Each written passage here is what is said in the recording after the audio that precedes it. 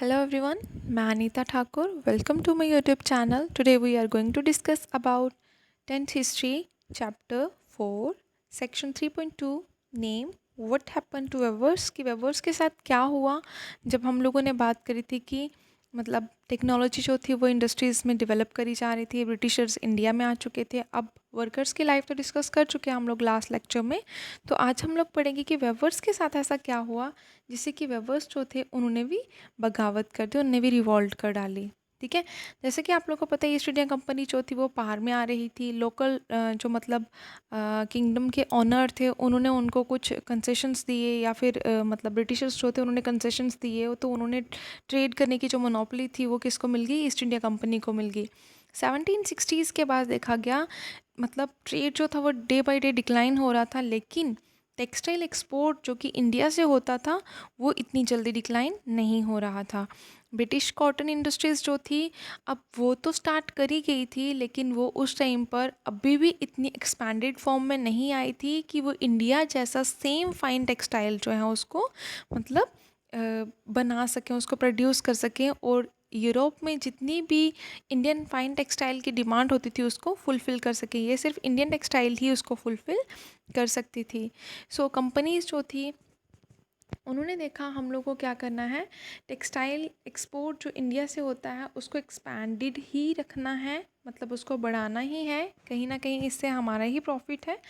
Then यहाँ पर बताया गया है कि जब उन्होंने पॉलिटिकल पावर इस्टेब्लिश करी थी, किसने? ब्रिटिश जो मतलब ब्रिटिशर्स थे, या फिर हम लोग बोल सकते हैं ईस्ट इंडिया कंपनी जो थी, उन्होंने अपनी पॉलिटिकल पावर कहाँ पर स्थापित करी? पहले सबसे पहले बंगाल, देन कर्नाटक. ठीक है. कब स्टार्ट करी? 1760s में और 1770s में. ईस्ट इंडिया कंपनी जो थी उसको थोड़ी डिफ़िकल्टी फेस करनी पड़ रही थी क्योंकि वो रेगुलर जो सप्लाईज थी गुड्स की एक्सपोर्ट रिलेटेड उनको वो फुलफ़िल नहीं कर पा रहा था टाइमली. ठीक है. जैसे फ्रेंच हो गया, डच हो गया, या फिर हम लोग बोल सकते हैं प्रोड्यूस जो थे उसके साथ कुछ और लोकल ट्रेडर्स जो थे वो compete कर रहे थे. कहाँ पर? ब्रिटिशर्स के साथ, ताकि वो वेवन क्लॉथ को सिक्योर कर सकें.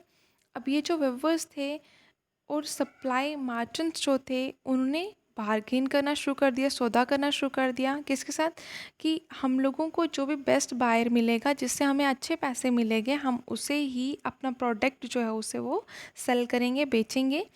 अब यहाँ पर क्या बताया गया, बहुत सारे लेटर्स जो थे वो बैक हो गए. मतलब किसको भेज दिए गए? लंदन में भेज दिए गए कंपनी के ऑफिशियल्स को. मतलब जो प्रोडक्ट को यहाँ से लेके जाते थे जो लोग, मतलब जो ऑफिसर्स यहाँ पर रखे होते थे कि वो सप्लाईज लेंगे देन एक्सपोर्ट करेंगे, आफ्टर दैट वो मतलब लंदन में पहुँचेगा. तो वो रेगुलरली कंप्लेन करते कि हम लोग को सप्लाईज से रिलेटेड बहुत ज़्यादा डिफ़िकल्टीज़ फेस करने को मिल रही हैं, बहुत ज़्यादा प्रॉब्लम्स फेस करने को मिल रही हैं. और प्राइसेस जो हैं वो भी क्या हो चुके हैं? इंक्रीज़ हो गए हैं, मतलब बढ़ गए हैं, जिसकी वजह से उनको प्रॉब्लम फेस करनी पड़ रही थी. क्लियर है? देन उसके बाद यहाँ पर बताया गया ईस्ट इंडिया कंपनी जो थी उन्होंने पॉलिटिकल पावर तो इस्टेब्लिश कर ली थी. अब उनके पास ट्रेड करने के लिए भी मोनोपोली थी, मतलब उनके पास राइट था, वो क्या कर सकते थे? ट्रेड कर सकते थे ईजिली. अब यहाँ पर बताया गया है कि उन्होंने एक ऐसा सिस्टम डेवलप किया मैनेजमेंट और कंट्रोल करने का कि उन्होंने कहा कि हम लोग क्या करेंगे, पूरी तरह से कंपटीशन को एलिमिनेट कर देंगे, मतलब यहाँ से हटा देंगे. जितनी भी कॉस्ट है उसको कंट्रोल कर लेंगे, मतलब प्राइसेस हैं उसको कंट्रोल कर लेंगे. और इंश्योर करेंगे कि बेस्ट जो रेगुलर सप्लाईज होती हैं कॉटन की और सिल्क गुड्स की उनको रेगुलरली सप्लाई करते ही रहें, उनमें बिल्कुल भी स्थिरता ना आए, स्टेगनेंट ना हो वो. और उसके बाद यहाँ पर बताया गया, उन्होंने कहा कि हम लोग को बहुत सारे स्टेप्स लेने होंगे तभी हम लोग ये सारी मॉडिफिकेशंस जो हैं उसको डन कर सकते हैं. फर्स्ट उन्होंने स्टेप लिया कि हम लोगों को क्या करना है, कंपनी को सबसे पहले अगर यहाँ से कंपटीशन को कम करना है तो जितने भी एग्जिस्टिंग ट्रेडर्स हैं और जो ब्रोकर्स हैं उनके साथ एक प्रॉपर कनेक्टिविटी जो है वो मतलब स्थापित करनी होगी. कनेक्शन जो है वो बहुत ज़्यादा स्ट्रॉन्ग बनाने होंगे. जो लोग क्लॉथ का ट्रेड करते हैं, मतलब कपड़े का सौदा करते हैं, उनके साथ हम लोग को डायरेक्ट उनको हम लोग को क्या करना होगा, डायरेक्टली उनको कंट्रोल करना होगा. जो लोग वेविंग करते हैं, ठीक है, जो बुनाई का काम करते हैं. और उन्होंने क्या किया, ब्रिटिशर्स ने एक ऑफिसर को अपॉइंट कर दिया जिसको वो पेड सर्वेंट या फिर वो गुमस्तास कहते थे। मतलब पेड सर्वेंट, उसको कुछ सैलरीज प्रोवाइड होती थी इस काम के लिए। वो क्या करता था, उसका काम क्या था, वो सुपरवाइज करता था वेवर्स को, मतलब जो भी बुनकर लोग होते थे जो बुनाई का काम करते थे उनको कंट्रोल करना, उनको सुपरवाइज करना, उनको गाइडलाइंस प्रोवाइड करते थे। और कलेक्ट करता था सप्लाईज, मतलब जितनी भी एक्सपोर्ट रिलेटेड जो भी चीज़ें होती थी, जो गुड्स होते थे, उन सभी को वो क्या करता था, उनसे लेता था वेवर्स से और ऑफिसर्स तक पहुंचाता था। और देखता था कि क्लॉथ की क्वालिटी क्या है, कपड़े की क्वालिटी क्या है। सेकेंडली यहाँ पर बताया गया, सेकेंड कौन सा मेज़र लिया गया, उन्होंने कहा कि कंपनी को कुछ ऐसी प्रिवेंशंस लेनी होंगी, कुछ ऐसे बचाव करने होंगे कि वेवर्स के साथ कोई दूसरा पर्सन जो है, दूसरा बाहर जो है वो डील ना कर ले। तो उन्होंने क्या किया, उन्होंने इस सिस्टम को स्टार्ट किया कि हाँ, अगर हम लोग वेवर्स को मतलब बुनकर को एडवांसेस दे देते हैं तो वो किसी दूसरे को सप्लाईज जो हैं वो नहीं देंगे।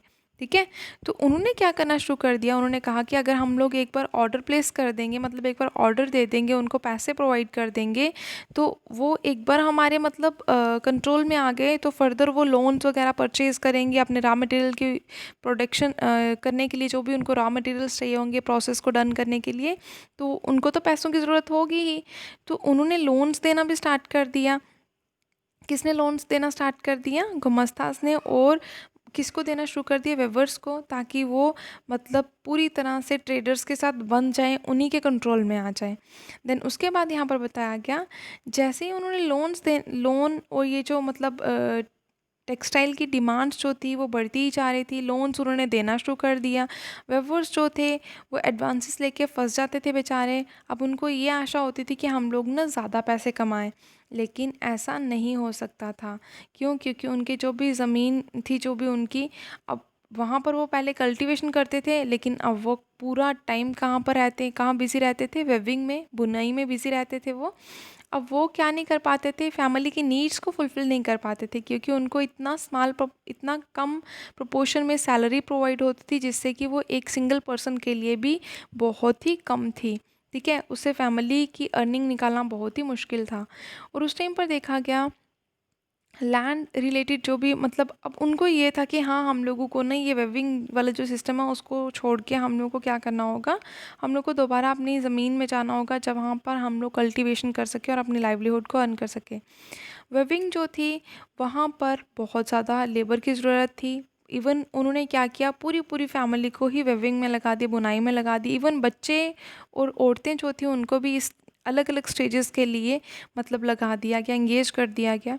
तो इससे हम लोग ये बोल सकते हैं कि वेविंग जो थी वो बहुत ज़्यादा विलेजेस में डन करी जाती, बहुत सारी रिपोर्ट्स भी देखने में आई, बहुत ज़्यादा हम लोग बोल सकते हैं न्यूज़ भी स्प्रेड हुई कि बहुत ज़्यादा कन्फ्लिक्ट्स जो हैं, क्लैशेस जो हैं वो वेवर्स के बीच और गुमस्तास के बीच देखने को मिल रहे हैं। क्योंकि टाइमली हम लोग बोल सकते हैं कि सप्लाईज ना मिलने पर गुमस्तास जो थे वो क्या करते, वेवर्स को कुछ बुरा बुला भी कहते और साथ में उनको मारते पीटते भी।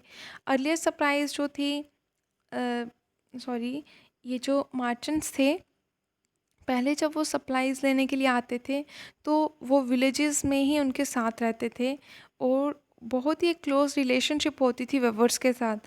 लेकिन और जब भी उनको नीड होती वेवर्स को तो वो उनकी हेल्प भी करते, उनकी देखभाल करते, और जब उनके पास पैसे नहीं होते तो उनको in the form of loans भी उनको पैसे प्रोवाइड करते। अब गुमस्तास जो कि न्यूली एक सुपरवाइज़र उन्होंने अलॉट किया था ब्रिटिशर्स ने, तो वो क्या करता, वो विलेजेस में नहीं रहता था, वो आउटसाइड द विलेज रहता था। उसका सोशल लिंक जो था वो इतना ज़्यादा स्ट्रॉन्ग नहीं था, वो बहुत ही लंबे समय के बाद आता, एक बार एडवांसेस पे करने आता और एक बार वो सप्लाईज लेने के लिए विलेजेस में आता। ठीक है, जिससे उनके बीच में बहुत ज़्यादा मतलब क्लैशेस जो थे वो देखने को मिल रहे थे। वो विलेजेस में जब भी आता उसके साथ कुछ सिपॉइज़ होते, सिपॉइज़ ब्रिटिश लैंग्वेज में सोल्जर को बोला जाता, आर्मी मैन को बोला जाता, और साथ में कुछ पियोन्स वगैरह होते, मतलब कुछ हम लोग बोल सकते हैं उसके गार्ड्स वगैरह होते हैं। ठीक है, तो वो क्या करते हैं, अगर वेवर्स जो हैं वो सप्लाई देने में थोड़ा डिले कर रहे हैं या उनको थोड़ा टाइम लग रहा है तो उनको बीट करते या फिर उनके साथ बहुत बुरा बर्ताव करते। वेवर्स जो थे, किंगों ने तो अब क्या कहा कि हमारे पास तो अब स्पेस ही नहीं बची है, मतलब हम लोग क्या नहीं कर सकते हैं, अब आपके साथ सौदा नहीं कर सकते हैं, क्योंकि प्राइजेस आप प्रॉपर देते नहीं हो, हमारे पास बहुत सारे बायर्स आते हैं, अलग अलग तरह के, मतलब ख़रीदने वाले लोग आते हैं। तो अगर हमें जिससे अच्छे पैसे मिलेंगे तो हम लोग क्या करेंगे, उसी को ये सेल करेंगे। लेकिन कुछ हम लोग ये बोल सकते हैं कि उनका मानना ये था कि कंपनी उन्हें बहुत ही कम दाम देती है और लोन्स पहले देके कहीं ना कहीं वो कंपनी के साथ जुड़े रहने की बात करते हैं। ठीक है, बहुत सारे प्लेसेस लाइक अगर हम लोग बात करें कर्नाटक की और बंगाल की, तो वेवर्स जो थे उन्होंने कहा कि हम लोग को क्या करना है, विलेजेस और माइग्रेटेड होके उन्होंने क्या करना शुरू कर दिया कि हम लोग अब विलेजेस में ही रहेंगे। लूम्स में वर्क, मतलब लूम्स लगा लिए उन्होंने, जहाँ पर फैमिली रिलेटिव्स रहते थे, मतलब कि उनके कुछ रिलेशंस में जो रिलेटिव्स जो थे वो अलग अलग विलेजेस में रहते थे। अब उन्होंने वहीं पर लूम्स लगा दिया, वहीं पर उन्होंने काम करना शुरू कर दिया। तो अब यहाँ पर बताया गया है कि ये जो वेवर्स थे उन्होंने कहा कि हम लोगों को अब वेविंग का काम नहीं करना है, हम लोगों को ट्रेडर्स के खिलाफ एक रिवोल्ट करनी होगी, विद्रोह करना होगा। उन्होंने कंपनी के जो भी ऑफिशियल्स थे उनको अपोज करना शुरू कर दिया, उनके अगेंस्ट बोलना शुरू कर दिया। जैसे जैसे टाइम निकलता गया, वेवर्स जो थे उन्होंने लोन्स लेने से भी मना कर दिया और उन्होंने कहा कि हम लोगों को वर्कशॉप्स भी नहीं लगानी है और हम लोग क्या करेंगे, अब एग्रीकल्चर लेबर का काम करेंगे। तो ये एक टर्न हम लोग को 19th सेंचुरी में देखने को मिला कि जो कॉटन वेवर्स थे उन्होंने बहुत ज़्यादा प्रॉब्लम फेस करी, जिसकी वजह से बाद में उन्होंने रिवोल्ट करी। आई होप आप लोगों को समझ में आया होगा। Thanks for listening and stay always blessed.